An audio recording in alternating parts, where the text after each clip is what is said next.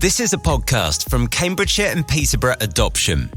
Adoption transforms lives in extraordinary ways. I wake up to their smiling faces, just being there and helping them to be their own little people. I can't imagine my life without them. Join us as we explore the journeys of those who've opened their homes to children with additional needs. Being able to see her excitement and her zest for life and her experiencing new things for the first time kind of gives me then a different perspective. I would not be without her for a minute. Discover the joys, the experiences and the unforgettable moments that make every story unique. I think my son is the missing part in my life, really.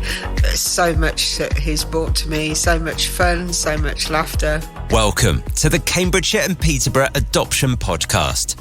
Hello, I'm Freddie Shearer, and in this episode we're discussing adopting children with additional needs and hearing about the rewards and the challenges of doing so. Well, let's welcome our guests onto the podcast. Three people with extraordinary stories to tell. We have Kathy, we have Steph and Helen. So let's begin with Kathy. Welcome along. You adopted a son who's now 14. Tell us a little bit about him. Hello. My son, I adopted him when he was 6. He's autistic. He's a lovely boy. He's really getting on really well. He's absolutely amazing. What sort of things do you like to do together? We like to go for walks. He loves playing computer games. I'm not so good at those, but he tries to show me how to do them. He loves going to the beach and he loves swimming and bodyboarding and kayaking, which we do together. Enjoy having a splash together. Yes. Yeah. Yes. Okay, that's great, Kathy. Let's move on to Steph. Welcome, Steph. Let's hear about your daughter. Yeah, my daughter is 7 years old and I adopted her when she was just over 6 months, and she has Down syndrome. She was only in care for those first 6 months, so kind of slightly different story from Kathy's. And she's speaking. Goes to a mainstream school. She's learning to read and things like that, so she's doing pretty well. Obviously, she has challenges along the way as well, but she's very sparky, very sociable, loves to meet new people, not at all worried about older children. So if she saw Kathy's son anywhere, she would just run up and start chatting, even though, he's quite a few years older. So she's a very perky, sparky little girl. So yeah. And let's welcome Helen onto the programme. And Helen, you adopted twins. Twins, I did, yes. Very different story to both Kathy and Steph, actually, because we were actually foster carers. So, and no way were we going to adopt any child. And then all of a sudden, these two little people came into our lives. I have 5 adult children, or we have 5 adult children and 9 grandchildren. So actually thought we were too old to adopt. But when we asked the question, they said no. So Christmas is a busy time then? Very busy, yeah. I think there's 21 round our Christmas table. That's a big turkey. Kathy, let's go back to you. And how has adoption changed your life? I couldn't have imagined how it's changed my life, really. I wouldn't change it in a million years. And I actually thought back recently about before I adopted my son. I was thinking, what would I be doing now? Because I'm a bit older. I'm 61 now. Shouldn't be telling my age, but they are 61 now. And I'm thinking, what would I be doing if, as a single person, when I'm retire and so forth? But actually, I feel like I'm doing what most people are doing in their 30s, which probably is quite good. It keeps me young. We've had many challenges at school, been able to keep him in school, and not really had that many children with additional needs, but were willing to learn and were willing to listen to me and willing to go above and beyond to help. But then I've also experienced the other side of a school where he's been to a school which is meant to be specialist autism hub in a mainstream school, and it's been totally opposite and have not been helpful. You need to be able to be quite assertive, stand up for your child quite a lot, be willing to go and speak to the head teacher, fight his cause, really. And I think that's particularly true of any child with additional needs, because they're always going to need someone there to fight their corner. And that's something I didn't think I'd be able to do if you'd asked me before I adopted my son. But I suppose the love you have for them, and you just want the best for them, makes you be able to do that, really. And despite all of the challenges, would you do it all over again? Yes, definitely. And I wouldn't change it for me in a million years, no. And is that the same for you, Steph? Absolutely, yes. I kind of identify with what Kathy said about that kind of, you have challenges and you think, can I really do this? And, can I keep going? But actually you do somehow, and you find ways to manage whatever the current challenge is. So, yeah. So what made you want to adopt a child with additional needs? I don't think I set out on the adoption pathway thinking specifically about children with additional needs, but when I was in the kind of stage 2 of the approval process, my social worker said, we need to start talking about the kinds of children that you might want to adopt. And she said there used to be some kind of tick list that people had to do of kind of, yes, I could cope with this and no. And she said that didn't work particularly well, because every child, as Kathy was saying, is individual. So, but she said, we could think about it more broadly in terms of physical disability and kind of intellectual disability and that sort of thing. I kind of felt, well, partly I lived in a flat at the time, so I was in a 3rd floor flat, I was on my own. I felt like physical disability might be something that would be more difficult, although there was the chance that my daughter wouldn't walk till quite late. In the end, she walked at 2.5, so it was okay, but there was that possibility. But with learning difficulties, having worked in education, I sort of felt like I kind of had a bit of an understanding and a bit of a confidence, really, in terms of approaching education settings and having those conversations. So, and then I was quite fortunate to find out about her when she was very tiny. She was only a month old when I first heard about her. And so that gave me lots of time to do research specifically around Down syndrome, to talk to other people who had either adopted or had birth children with Down syndrome, and to basically read the Down Syndrome Association website in quite a lot of detail. So, yeah. So you had a little bit of time to prepare for the arrival then? Yes. Yeah. I didn't know that I was going to go forward, but at least it gave me some time to think about it and consider. Yeah. And Helen, tell us about your experiences. So we have to thank COVID, actually, for our twins, because the day we brought them out of hospital, we should have been on an aeroplane going to Croatia. But unfortunately, it was all cancelled. So we took a placement instead. So we knew we'd got twins, and one of them had Down syndrome, was NG fed, so she had a nasal gastric tube in her nose.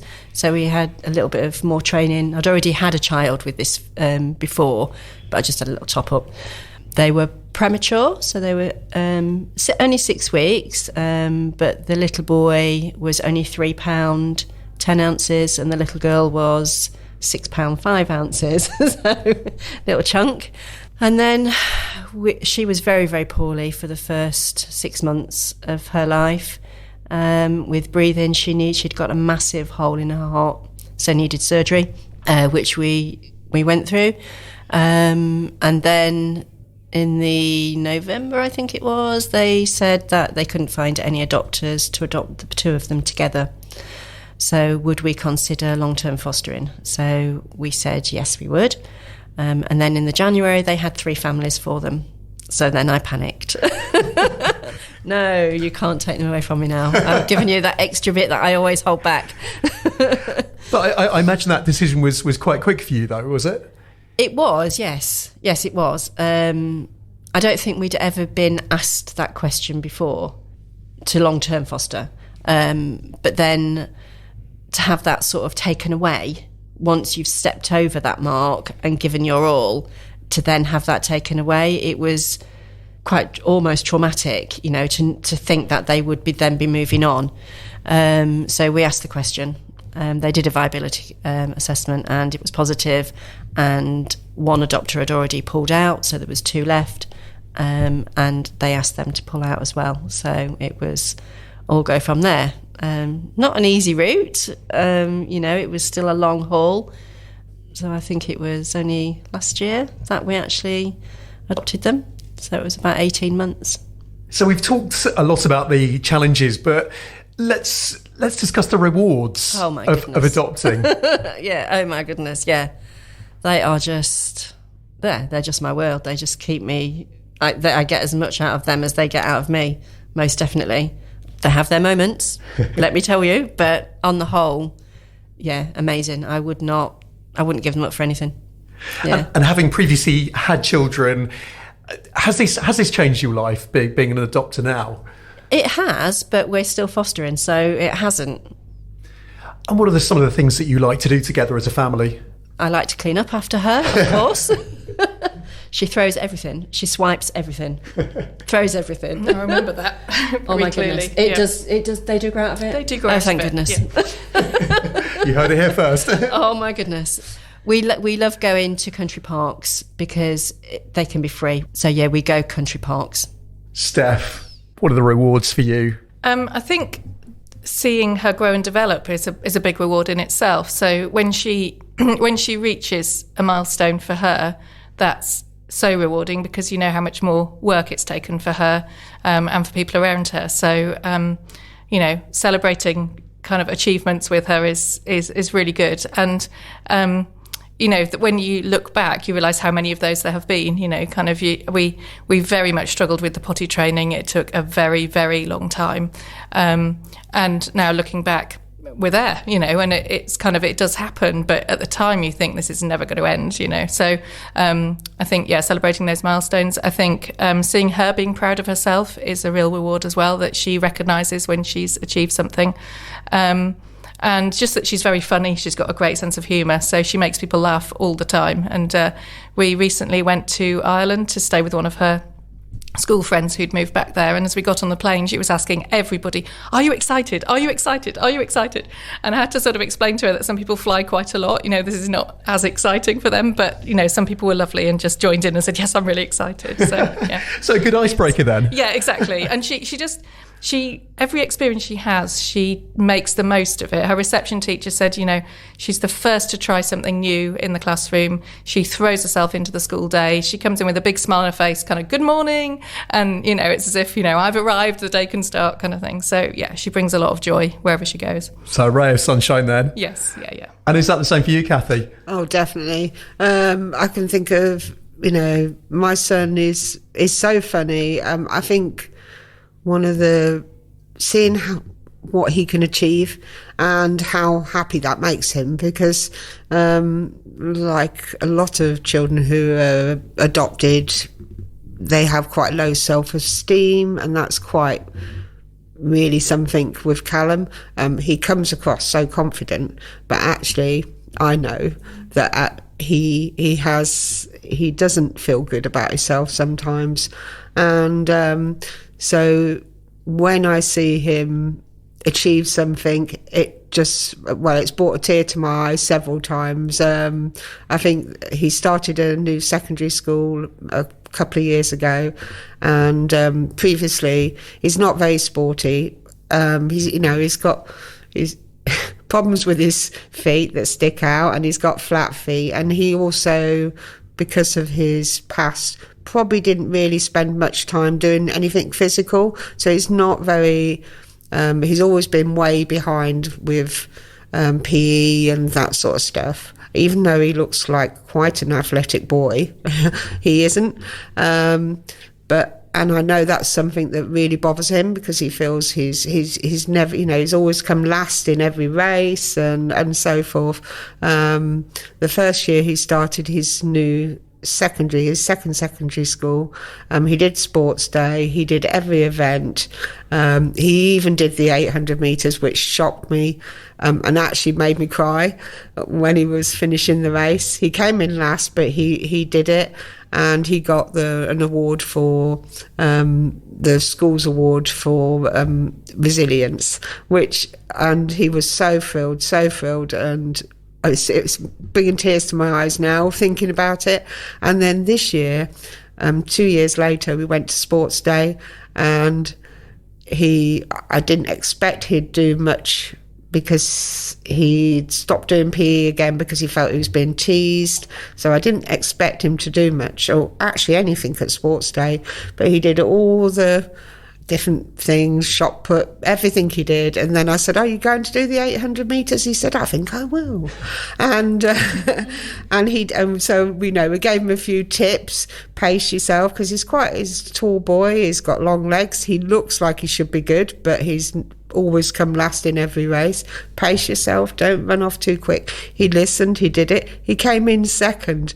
And when he turned around and looked at me, the look on his face brought them tears back again, because there's some wonderful times that just helping him to achieve what he deserves, really. You did it as a team. Yeah, definitely. And has he ever indicated what he dreams of doing as a job in the future? Yes, he's very clear about that, which is lovely. I mean, he wants to be a Formula One mechanic, whether he'll achieve that, but you've got to have dreams, and if you don't go for them, you're not going to achieve them. So his aim is to... He's researched it, which is really impressive. He's researched it, and he says, I've got to get 5 GCSEs, Mum, and I'm going to do the Duke of Edinburgh because that would help, and I want to go to Formula One college. So he's really motivated to do that, and I'm going to help him all the way as far as I can to see how far he gets. But you never know, one day we might watch him on the telly changing the tyres. Play this podcast back in 10 years, you never know, do you? So many positives there, Kathy, but obviously adopting a child with additional needs does present its own challenges and difficulties. What kind of support network have you had in place? I feel quite lucky that I had an adoption support social worker right from the day one. Also, I go to adoption support groups, which appear groups, and that's wonderful, and I've met a couple of friends, so we're likewise single adopters, which helps, and both of us have children with additional needs. I've met a lot of different people on the way that have become really important people in both our lives, really, because they've been so supportive. They've been there on the end of a phone, if I'm thinking to myself, because it's quite a lonely place to be when you're thinking, I don't know, you're having challenging behaviour, but you don't know you're only human yourself, so you can be as therapeutic as you like, but you can only do that, we're not superhuman, and you can only do that, doing that 24 hours a day is quite hard, really. They're the times when you need someone that on the end of the phone that that you can ring up, and so that's got to be a friend that you really trust. They're going to understand you. They're not going to just say, oh, well, it's normal for all 6-year-olds are like that, because you do get a lot of that from people who don't really understand the complexities of children with additional needs. They just say, oh, they're all like that, that's normal. And yes, it's normal and a bit. So you do have to find those people that you really could help. And Steph, have friends and family stepped up to the mark to help you? Well, my family live at quite a distance, so that's a bit more difficult. But friends have, but I would say my support network has changed quite a lot in the time that my daughter's been with me. So when you go through the adoption process, you have to do I can't remember what it's called, but it's a sort of diagram of all the people who will help you and support you. And I would say that they have, but some of those people would be more at a distance, sort of helping rather than practically day to day, or even, as Kathy said, kind of understanding the challenges, really. So at the beginning, I would say massive support from my adoption social worker. So my daughter had quite a few different, even though she was only 6 months old, she had quite a lot of changes of social worker over the time. It also took longer to adopt her because there were some paperwork issues. So that was quite difficult. But my adoption social worker, who said, actually, in theory, I sort of leave you to it now, that's the idea, actually stepped up and really supported me through that first year incredibly well. So very grateful to her. And also, I think there's quite a big Facebook network for parents of children with Down syndrome, which is amazing. And you can ask questions. I actually, before I even adopted my daughter, I put a post out on that said, could I join the group and I'll leave if I don't go forward with this. And I had a couple of people offer that I could ring them who had adopted children with Down syndrome. So that was a massive help as well. And I do have one local friend who's a single adopter of a child with Down. So that really helps. She's like a year ahead of me and everything. So that's a massive support. And then the other thing that I've found really, really helpful in the last probably 3 years, I think I've had it now, has been Disability Social Care have done an assessment and they offer funding for respite care.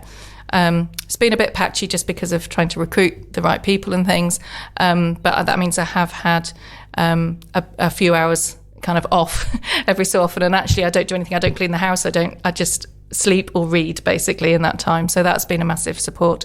And then actually a lot of professionals. So her paediatrician was our adoption medical advisor as well. So she'd known her since she was born. She knew us before I did, and is still our paediatrician now. So that's really lovely that we've kind of got 7 years of kind of knowledge there.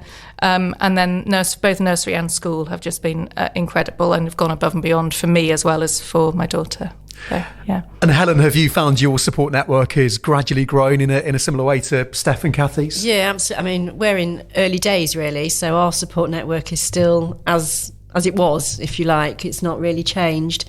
Although we do have the odd comment, well, you knew what you were taking on, so we just sort of avoid those sort of people. But family, yes. I mean, I'm lucky that I have a daughter that has a son the same age as the twins. So, you know, we do things together there, so that's really good. We go to a couple of groups. So one is a Down syndrome group, which is held once a month. So we go to that one, and we go to another one that's fairly new, called Little Buds, which is for children with additional needs. And that has been absolutely amazing. And they've got a WhatsApp page, and you can just put anything on there, and it's just, yeah, absolutely amazing. I think that's up to 7, so we've got another 4 years of that, so that's good. But we were very, very lucky to have funding from the adoption support to have OT therapy, which in the beginning I said actually they don't really need it for trauma because they were 3 weeks old when they came to me. So what, you know, they've not really been through the trauma of others. This is occupational therapy. Yes, occupational therapy. Yeah. And my support worker at the time said, you know, they're offering it, go for it. So we did, and I should have known actually that there is as much trauma in utero as in when they're actually born as well. So, and it has been absolutely amazing. They have come on so much, well worth it, and very, very thankful for that. Not only do I, you know, they get so much out of it that I also get a cup of coffee and a 3/4 of an hour sit down. You know, which is lovely as well. So with groups, professional support, social media, you're never completely on your own, are you? No, never. No, I think there's quite a lot of support out there from the Adoption Support Fund. I mean, I know my son did play therapy, all sorts of different things, which all helped in different ways. And is that a similar sentiment to you as well, Steph? Yes, I think I've got more to learn about what's available at kind of post-adoption support. We have had support, and I know it's out there, and I know that there are people I can talk to and I can ask about it. So yeah. But of course, self-care is a very important part of all of this as well, isn't it? Yes, it is. It's a kind of one. I suppose it's one of the biggest challenges, really, and particularly we're partway through the summer holidays. In fact, we're exactly 2 weeks into the summer holidays, which means there's more demand really than in term time. And I think I work as well, so you know, in a way. I do have a break and I do have a change of scene, but I think sometimes adding that all together, kind of working and my daughter and everything, can feel quite a lot. And so I think just making sure that where there are the opportunities for some time, I occasionally take a day annual leave in term time so that I've got a day to myself. And yeah, also try to, my daughter's sleep isn't very predictable, so also sleep is very important. So trying to go to bed a bit earlier sometimes and make sure that that's there as well.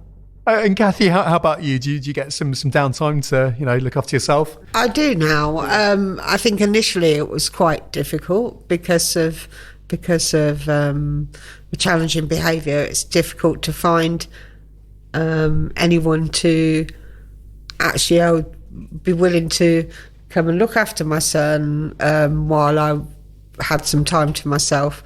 And it was also difficult holidays are particularly difficult because difficult to find holiday clubs that are suitable. I go to work as well. I don't work as many hours as I used to when I initially adopted my son, but that is quite nice going to work because I can actually think about something else and not what's happening at home. More recently, though, my son's been to a group it's a social group, and this is funded through the disability team called Circles, where this is for children between 10 and 18, where they do social things together. But that he's not that keen on going, and actually getting him to go there, and for me to getting him to do things without me involved is quite a challenge. So it can be difficult. But as he's got older, to be fair, he's more able to spend more time at home on his own, for short periods, that sort of thing. So I'm here today. Is he busy learning how to repair racing cars then? No, he's probably busy playing Formula One on his Xbox, I think. Now, I'd like to ask the three of you what skills you think are needed to be able to adopt a child with additional needs. Stay with you, Kathy, for that question.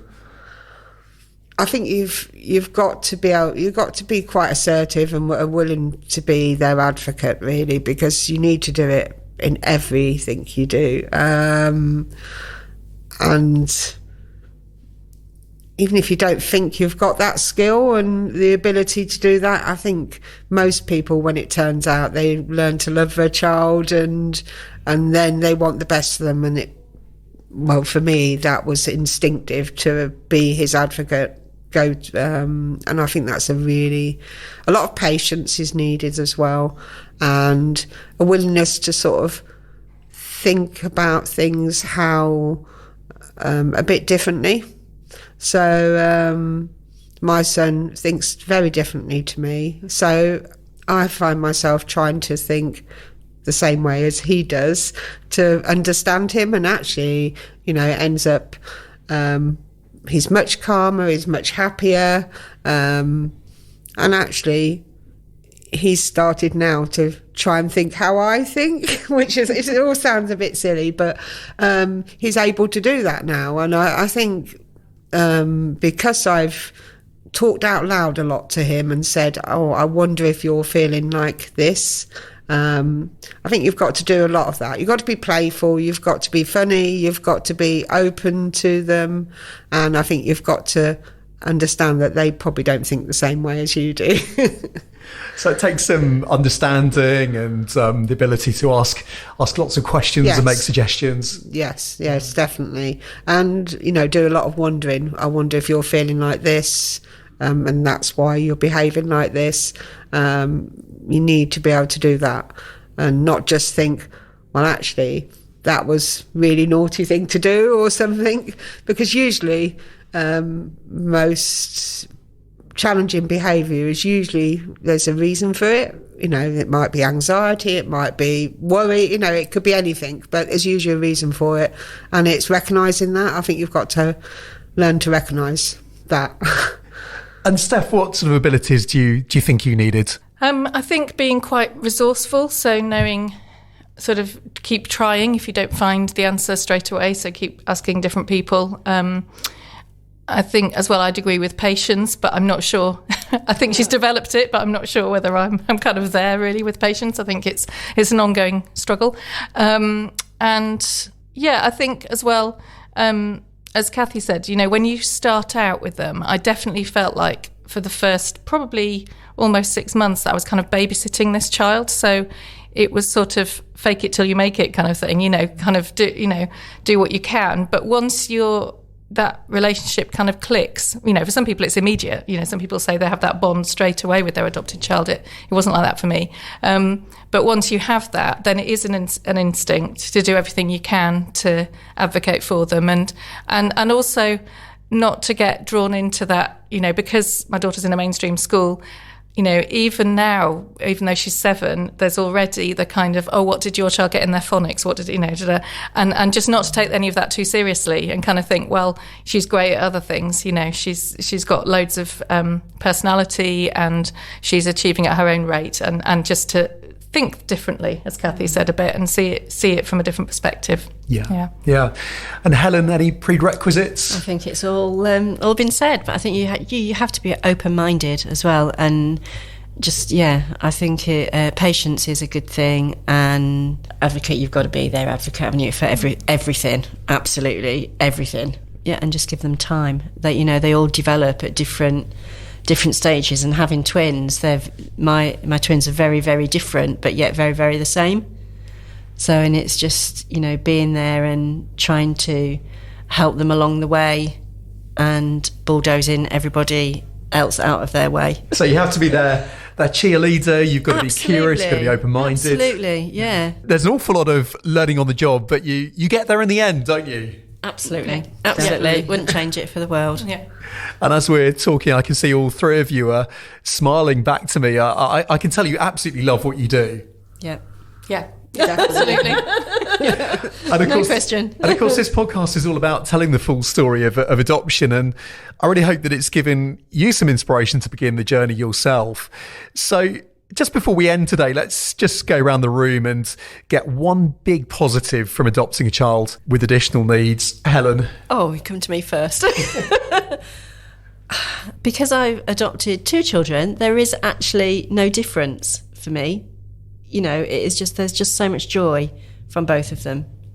I wake up to their smiling faces most mornings. Sometimes they're not smiling, but just being there and helping them to be their own little people, their own personalities. I can't imagine my life without them. Kathy. I think my son is the missing part in my life, really. So much that he's brought to me, so much fun, so much laughter. Also showed me how strong I am, and hopefully he feels that he's, got a family that loves him and cares for him. And I think he does. And Steph, the one big positive for you? I think being able to see her excitement and her zest for life, and her experiencing new things for the first time, kind of gives me then a kind of a different perspective. And absolutely, as the others have said, I would not be without her for a minute. And it's amazing, really, when I think people admire her and talk about her, and I think, and I'm the one that gets to bring her up. So Kathy, Steph and Helen, it's been fantastic hearing your experiences, your stories, your advice. Thank you very much indeed for joining us today. Thank you. We hope these stories have provided insight and inspiration. Adopting a child with additional needs is a journey filled with love, growth and unique rewards. If you're inspired to learn more about the adoption journey, please visit Cambridgeshire and Peterborough Adoption online or follow our social media channels. Every child deserves a loving home. Could you be the one to make a difference? Thank you for listening.